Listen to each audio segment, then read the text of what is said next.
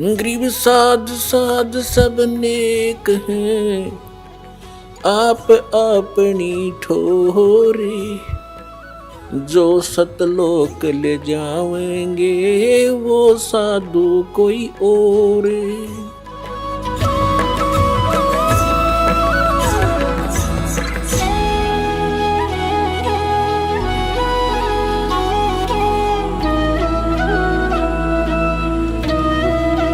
जैसे त्योहार आते हैं, कोई बात हुई, वो व्रत के खर्चे, ये त्योहार मनाते हैं दिवाली का, दीपावली, ये किस लिए मनाते हैं कि भगवान श्री राम सीता जी को लेकर घर लौटे थे। और फिर चलो पहले तो देसी घी के दीप जलाए जाते थे, हवन हो जाता था, वो भी बढ़िया बात थी, लेकिन एक दिन हवन कर देने से बात नहीं बनती। अपना रोज लगावे घी की दीप है, रोज हवन करे वो। और जब सीता जी को घर से निकाला, फिर भी मनाओ तुम उसने, फिर भी दिवाली मना रहे हो। सीता तो घर से निकाल दी गई थी जिसके आने की खुशी में, और वो दीप जलाए गए थे, और फिर वह निकाल दी करते। वो तो दुखी हुई, वहाँ जंगल में टाइम पास करा बेचारी ने सह परिवार। और श्री राम घर पे, परिवार उसका जंगल में, चाहे राजा के कुछ भी बना रहो, एक छोटे से नगर का राजा, अयोध्या का राजा था, चाहे राष्ट्रपति बने जाए पूरी पृथ्वी का, जिसका परिवार कहीं रहा कहीं वो जीव सुखी हो सकता है, और फिर भी दिवाली मनावें और दीप जलावें। तो इस तरह की जो क्रियाएं हैं ये परंपरा है, सूझबूझ का कार्य नहीं है। फिर बम छोड़ते हैं त्योहार के दिन, तरह कितना प्रदूषण फैलाते हैं, आग लग जाती है। तो यह परंपरा बनाई तो बच्चे आकर्षित हुए, इसको समाप्त करेंगे धीरे धीरे। और क्या की खुशी, एक भगत कह रहा था, बोला जी नाम लेने के बाद ज्ञान हुआ हमें, और पहली बार त्योहार मनाया हमने अपना। हमने 10 वर्ष हो गए ना दिवाली मना ली, ना तीज त्योहार मनाए, और ना होली मनाई। कारण क्या रहा कि हमारा परिवार है, 5-6 भाई हैं, मेरे दादा है, उसमें किसी का कोई मृत्यु हो जाती है, कभी हमारे घर में हो जाती है। पिछली बार मेरी बहन विधवा होगी, सारा 1 साल तो फिर मनाना ही नहीं कुछ भी, 1 वर्ष पूरा नहीं हुआ इतना दूसरी घटना घट लेती है। और 10 वर्ष हो गया हमने कोई त्योहार मना के नहीं देखा। फिर कहाँ गई वो दीपावली। और परमात्मा कहते हैं इसे गंदे लोक में, जैसे नानक साहब जी से कहा था कि आप यहाँ खुशी नज़र नहीं आते, मायूस बने रहते हो। तब नानक साहब जी ने कहा था, ना जाने काल की कर डारे, किसी भी ढल जा पासावे, अर्जी नाते सरते मौत खुड़क दी, उन्होंने के डांसावे। एक समय एक लड़के का ब्याह था, पहले दिन डीजे बजा रहे, घर में भी नाचे कूदे, बहन भी उसकी घुड़चड़ी पे उसका जो निकाली हुआ फेरी, वो भी चित्र समाचार पत्र में। अगले दिन विवाह के लिए जा रही थी बारात, वो दुल्हे वाली कार टकरा गई एक टैंकर से, ट्रक से या टैंकर से। 6-7 सदस्य थे, घर के भी थे उसमें 2-3 और वो दुल्हा भी, सारे मर गए। अब फिर टक्कर मार मार कर रो रहे हैं, बाल पाट रही, वो बहनें पहले दिन जो डांस कर रही थी, नाचन कूदने फंड कर रही थी। तो परमात्मा कहते, ना जाने काल की कर डारे, किस भी ढल जा पासा वे, अर्जुन आते सरते मौत खुड़क दी।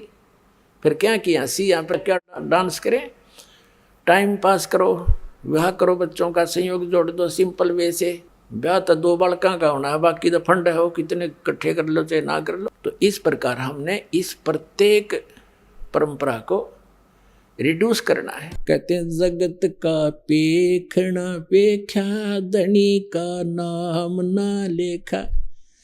अब एक दूसरे के सिर पर धरे बैठे, उसने ऐसे कर दिया, उसने ऐसे कर दिया, किंतु जो करने वाले का तो जिक्र भी नहीं। तो इस प्रकार वो त्रेता युग में आए थे भगवान मुनिंदर रूप में परमात्मा। उस समय नल नील को स्वस्थ किया, और श्री रामचंद्र जी के ऊपर जो पहाड़ जैसा दुख था वो पुल बनवाया। और परमात्मा कहते हैं कि धर्मदास जी को समझाते हैं कि तुम इन राम कृष्ण को भगवान मान बैठे, किस आधार से, एक छोटे मोटे इनकी लीला देखकर कैसे कि श्री कृष्ण जी को तुमने राम मान लिया, भगवान मान लिया, कि उसने गोवर्धन पर्वत उठा लिया, गिरिराज बोलो जिसने। और आपके पुराण बताते हैं, आप खुद कथा सुनते और सुनाते हो कि शेष नाग सारी सृष्टि ने ठारा, जिसको ऊपर पृथ्वी भी सारे ये लोग ग्रह भी प्रह भी, तो एक पहाड़ के ठाणते भगवान मान लिया, तो शेष नाग क्यों नहीं माना तुमने परमात्मा? और फिर आप ये भी कथा सुनते हो श्री राम के उसमें कि द्रोणागिरी उठा कर ले आए भगवान ये हनुमान जी द्रोणागिरी उठा ले, तो इनमें भगवान हनुमान भगवान क्यों नहीं? क्या बताते हैं कि गोवर्धन श्री कृष्ण धारो और द्रोणगिरी हनुमंते, शेष नाग सब सृष्टि उठारा, इनमें कौन भगवंते। फिर क्या बताते हैं, कहते हैं समुद्र पाट लंका गयो, वो सीता को भरतारे, और अगस्त ऋषि ने ये सातों पी लिए, इनमें कौन करतारे। एक अगस्त ऋषि वे हैं जिनमें ऐसी सिद्धि थी कि उन्होंने एक घूंट में सातों समुद्रों को पी लिया था, खत्म खाली कर दिया था इसको, फिर प्रार्थना करी तो वापस उसको छोड़ा था। तो परमात्मा कहते हैं तुम मानते हो कि श्री रामचंद्र जी ने समुद्र पर पुल बना लिया इसलिए भगवान मान लिया। कहते अगस्त ऋषि ने सातों पी लिए थे, वो क्यों ना भगवान माना। फिर कहते काटे बंधन विपत में, कठिन कियो संग्राम, चिन्हो रे नर प्राणिया, ये गरुड़ बड़ो के राम। ओए होए, कहते तुम्हारा भगवान श्री रामचंद्र जिसको तुम भगवान मानते हो, वो तो नागफास में आ गए थे सारी सेना सब समेत, और गरुड़ ने आकर तुम्हारे भगवान का बंधन काटा था श्री राम का। तो गरुड़ बड़ा हुआ, तुम्हारा श्री राम बड़ा हुआ, कुछ तो बुद्धि तो काम ले लो। भजन करो उस रब को जो दाता है कुल सबका, भजन करो उस रब को जो दाता है कुल सबका, वो है कबीर इज गॉड, धानक रूप रहा करतार, अनंत कोट ब्रह्मांड का, एक रति नहीं भार, और सतगुरु पुरुष कबीर है ये कुल के सरजनार। हम सुल्तानी नानक तारे दादू को उपदेश दिया, जात जुलाहा भेद नहीं पाया, वो काशी माए कबीर हो। बोलो सतगुरुदेव।